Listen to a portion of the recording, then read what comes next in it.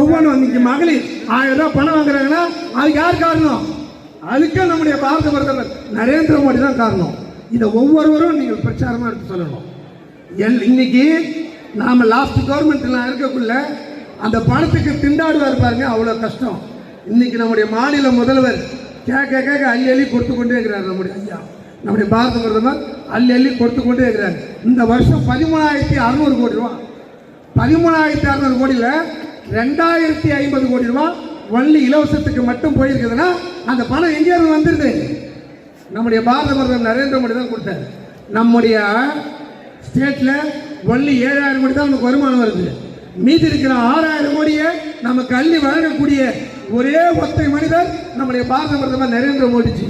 இதை ஒவ்வொருவரும் நம்முடைய பாரதிய ஜனதா உறுப்பினர்கள் நீங்க அத்தனை பேர் நினைவில் வச்சுக்கொள்ளணும். எல்லா ஸ்கீமும் பாருங்க, இந்தியா சுதந்திரம் வாங்கி 74 ஆண்டு ஆகி காங்கிரஸ் கிட்டத்தட்ட எத்தனை வருஷம் கவர்மெண்ட்ல இருந்தது? ஒட்டு மொத்தமா பாத்தீங்கன்னா இன்னைக்கு சாலைகளே பாத்தீங்கன்னு வச்சுங்களேன், வெறும் 50,000 கிலோமீட்டர் தான் சாலை. நம்முடைய பாரத பிரதமர் பொறுப்பேற்ற பிறகு இன்னைக்கு சாலை மட்டும் 1,00,000 கிலோமீட்டர் தாண்டி போச்சு.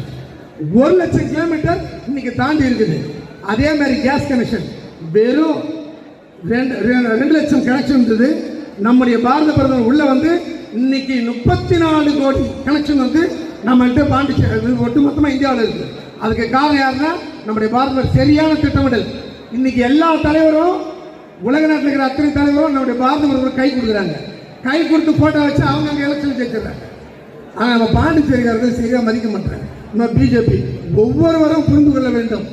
நம்முடைய இன்னைக்கு பாரதிய ஜனதா மட்டும்தான், நம்முடைய பாரத பிரதமர் அவர்கள் ஒருவர் மட்டும்தான் நம்ம இந்தியாவை காப்பாற்றுறதுக்கு சரியான அந்த அளவுக்கு அவர் உலகமெக்கம் வந்து எல்லா மக்களும் போட்டுறாங்க. எல்லா தலைவரும் அவருக்காக மிகப்பெரிய சப்போர்ட் பண்றாங்க.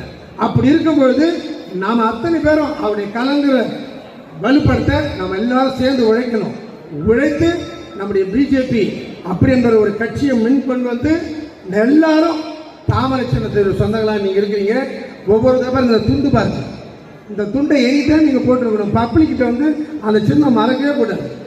வள்ளி திருவிழா வரக்குள்ள கூட்டத்துக்கு வரக்குள்ள மட்டும் இருக்கக்கூடாது.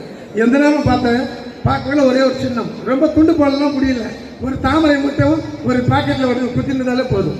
மக்களுக்கு போய் அந்த சின்னம் வந்து உங்களுக்கு ஒழிச்சு கொண்டே இருக்க வேண்டும்.